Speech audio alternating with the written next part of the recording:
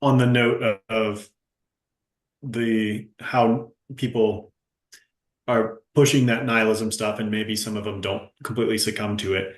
That's part of what I talk about in the end of the chapter, where I go into the dangers of nihilism. And, I say to some degree, hopefully this is obvious, but I pulled a quote from Nietzsche, and I thought it was particularly applicable to exactly that kind of approach that you were talking about, of whoever it is, talking heads, talking about meaninglessness, but then talking about going on with your lives.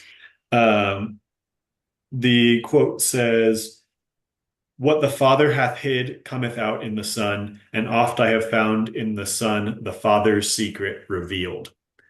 So, Yeah. like, okay, fine, you can live that way, but down the line, one of your descendants who you raised to live that way is going to walk your beliefs to the fullest extent. Like, you can live with them in compartmentalization, and for whatever meaningless reason, decide to not follow through with meaninglessness, whatever that means to you. Someone's going to do it. And a lot of people feel compelled when they realize something, especially about what is talking about a fundamental reality of life.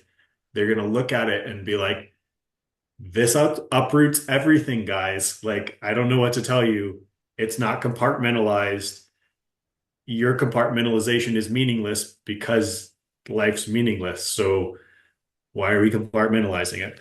So I think it does naturally come to the fore, and it seeks its full expression through people, even if there are people who can kind of um,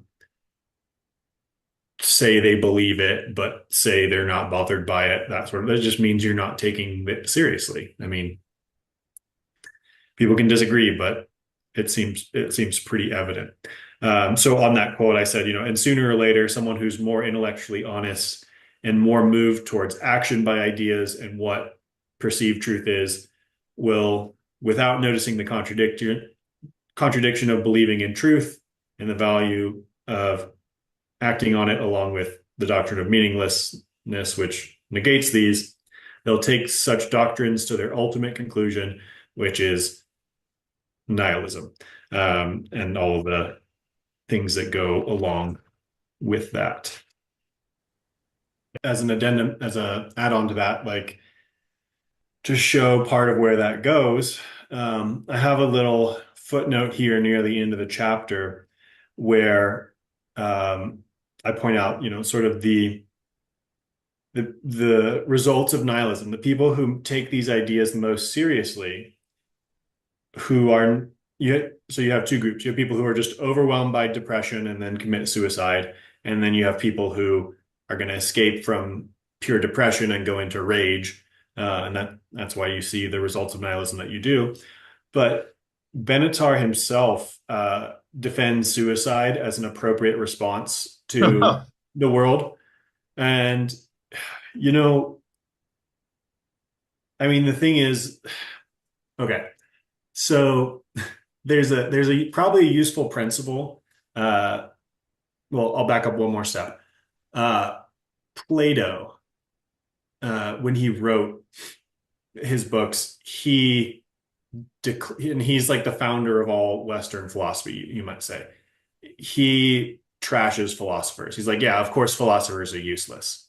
So you need to have a healthy skepticism of, like, people just coming up with a bunch of ideas on their own, which, again, fine, apply to me too. Like, you should. In the, I guess, 1950s ish, there was a whole coalition of philosophers, mostly under the existential umbrella, who came out as pro pedophiles, pro pedophilia, and it's just like, if you've thought yourself to the place where you're pro pedophilia, you should probably start over. Yeah. And I think the same is true of, like, pro suicide. Even again, it's a pop. I wouldn't say popular, but it's it's an avenue that some philosophers go down, and I think some of them do it just to be like, I think Camus does it just to be like, oh, I'm the guy who asks the hard questions. You know, Camus said the only real question is whether or not to commit suicide. And I I think his book is garbage because it pretends to be intellectual and it's just a series of emotional statements. Anyhow, uh, a far better book if you're looking for philosophical discussion of suicide is um, A Confession by Tolstoy. Way better.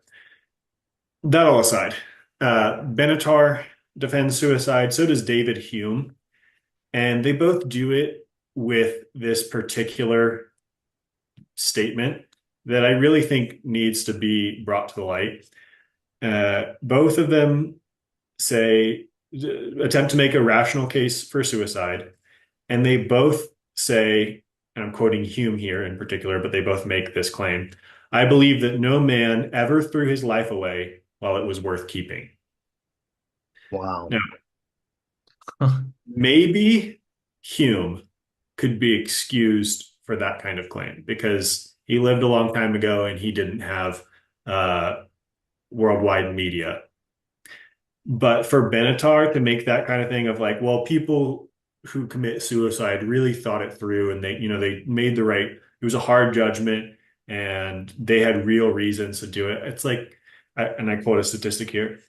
There were, in 2017, there were more than 6,200 suicide deaths among adolescents and young adults ages 15 to 24. Wow. If someone ages 15 to 24 commits suicide, they had a life worth keeping. Yeah. They haven't They even did not make a rational, well-informed judgment about the worth of the rest of their lives. Again, it helps to know that there's infinite possibility in your life. So 60 plus more years of infinite possibility is a lot of infinite possibility. So that's part of what skews the view. But I think it's just atrocious for people to have that view of like, well, people took it seriously and they should be respected for their decisions. Like, and it's on the same level of 6-year-olds should decide whether they can castrate themselves or not. It's just nonsense. right. So It, while there's, if you're a particularly whatever dark intellectual or interested in these subjects, you can make some interesting cases for end of life situations with really old people in really dire circumstances. And yes, there's an interesting case to be made there on either side. But the idea to blanketly suggest suicide and defend people who take it when so many people who do are very young in the modern world is just appalling. and to say that these practices now, and going back to what we were talking earlier of whether or not there's a solid foothold that nihilists have in our everyday society. Bring up a couple of examples. One is being Trudeau's Yeah. assisted suicide pods that he has up in Canada. Uh, Mhm. Another is, Yeah, I you know, think just last year they helped a girl. I want to say she was 23. right. She hasn't even started living yet. I mean, she has Yeah, no basis to say that, life is even worth living or not. I mean, you're 23. right.